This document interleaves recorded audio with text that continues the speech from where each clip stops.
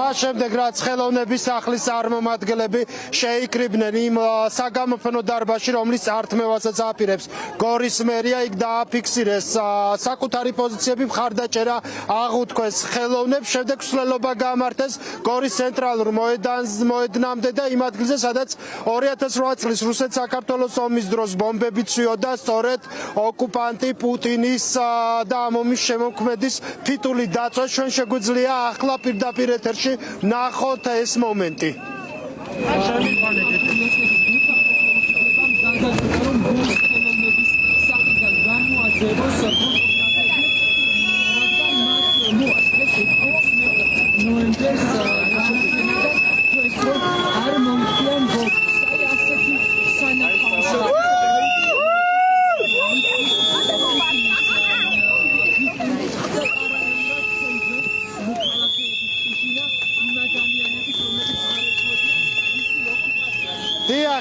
ამ წუთებში როგორც გითხარით, უკვე მსვლელობამ გადმოინაცვლა ქალაქის ცენტრალურ მოედანზე პუტინის ფიტული დაწვეს, თუმცა აქ არიან ფოტოგრაფებიც, ასევე თბილისიდან ჩამოსული ხელოვნები, რომლებმაც გამოუცხადეს სოლიდარობა.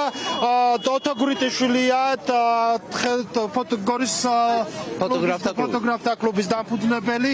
ხელისუფლებას განაცხადი უკვე გაკეთებული აქვს, აპირებს რომ თქვენ გამოგაძეონ იმ დარბაზიდან, რომელიც საკუთარი ხელებით და ევროკავშირის დაფინანსებით გააკეთეთ. რას აპირებს?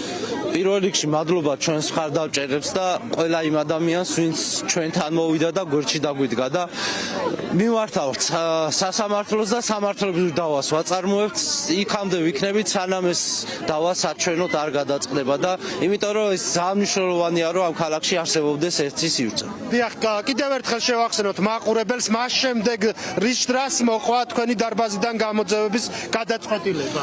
საერთო ჯამში ეს დაიწყო ინსტალაციიდან ნაომარი ქალაქი ბოდიშსარიხტი, სადაც წარმოდგენილი იყო 90-იანი წლებიდან დღემდე საპროტესტო აქციებზე გამოყენებული სლოგანები და რა ვიცი, რაღაცნაირად ისეთი ცენზურის ქვეშ მოვყევით ამის გამო და სამწუხაროდ შეგვიწყვიტეს ხელშეკრულება და გვითხრეს, რომ დაგვეცალა სასწრაფო წესით შენობა. როგორ ფიქრობთ, ის მხარდაჭერა, რომელიც დაგიფიქსირეს და ამ წუთებში არის როგორც თქვენი თანამოქალაქეების მხრიდან, ასევე საზოგადოების წარმომადგენლების მხრიდან ხელისუფლებას გადაწყვეტილება შეაცვლელი?